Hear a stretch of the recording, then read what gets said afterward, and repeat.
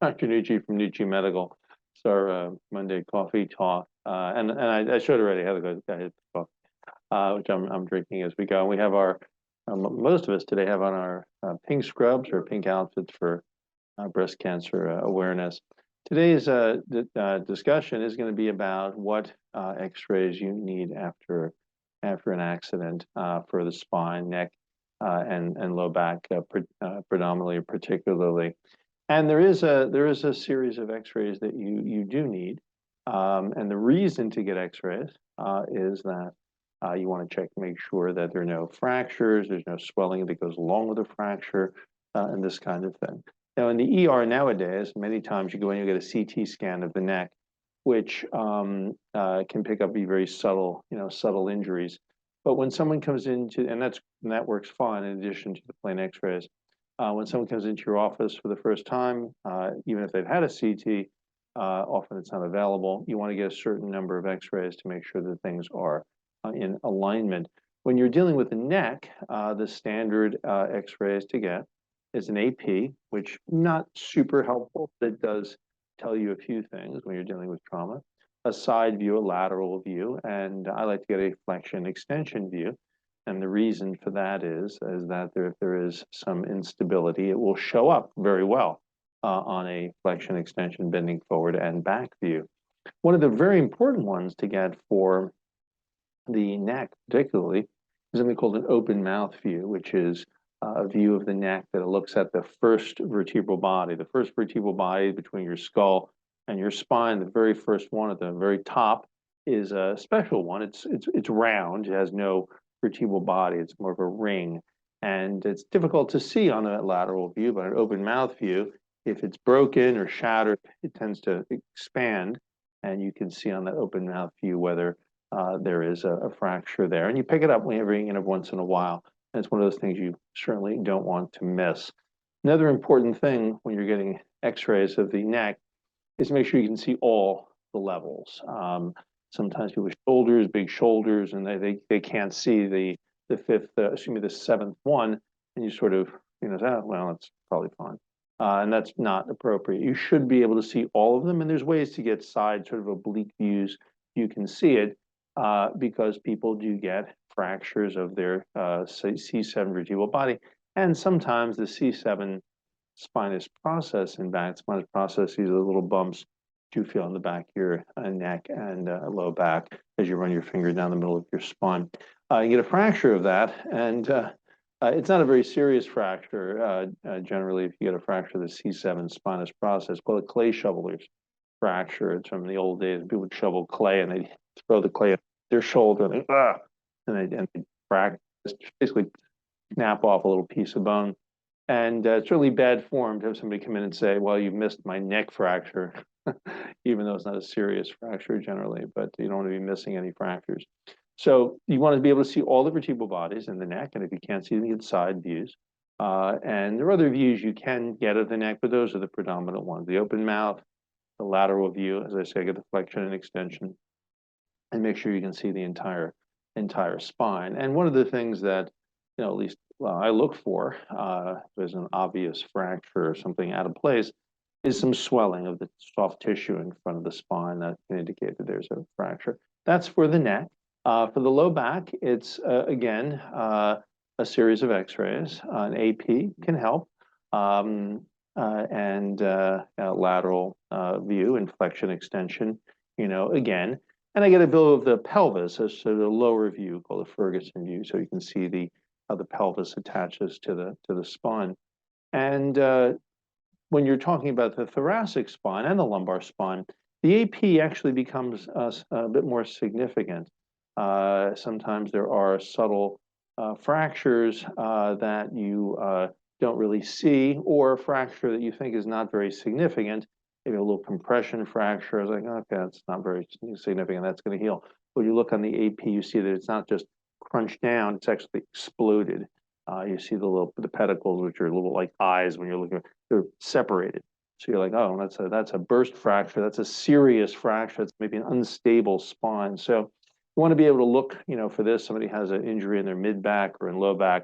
That AP becomes important to look to make sure that there's no widening or blowout of the spine, because people do get fractures, particularly elderly people do get fractures, and they're usually compression fractures, means the vertebral body itself, it's sort of crunched, and that's sort of in the front, or that is in the front. But when it explodes, you'll see a widening. And I usually tell people the difference is like if you, it's a force difference, but it's like if you have bone that's osteoporotic and weak and it gets crunched, like stepping on a Cheeto, Cheetos. But if you have a bone is strong and you, like an ice cube, you step on it, what happens? Usually nothing. But you step on it hard enough, it doesn't go, it goes boom and explodes. So you have a burst fracture, it bursts. And you need to be able to tell that on, plain X-rays, and that's one of the ways, to do that and check everything in alignment. Make sure you can, see it all, so you see everything. Fractures are not super common, particularly in the office setting. Someone comes in, they've already been to the hospital, or they're just in an accident. They walk in. Usually you're not going to see a fracture, but you might, and you want to make sure that you do not see those kinds of things. That would be a major error to miss. So those are the trauma X-rays you get in the cervical, thoracic. Thoracic is AP and lateral, thoracic and lumbar spine. In addition to maybe the CT you get in the ER. Those are the plain films that you would get. And those are the reasons that you get them, what you're looking for when you get those films. And one other point: sometimes people come in without the appropriate films and wonder why they need these films. That's why we need them, and to make sure that everything's in alignment and there are no fractures that are being missed. That would be a big mistake. I may have some additional questions. I know we went just a few minutes here. We have quite a bit more time. There may, however, be some questions from some of the viewers. As I'll take a sip of my coffee.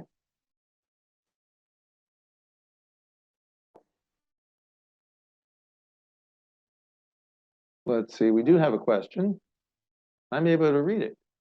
Oh, here we go. If they have, and I sort of alluded to this, and that's a good question. They have X-rays in the hospital. Do they need X-rays in the clinic? And of course, the answer is, it depends, right? You want the appropriate X-rays of the spine, and sometimes many times patients come in without the appropriate X-rays. They may be lacking a view, for example, or they may not have an open mouth view, or they may not have completely see the entire spine, something of that nature.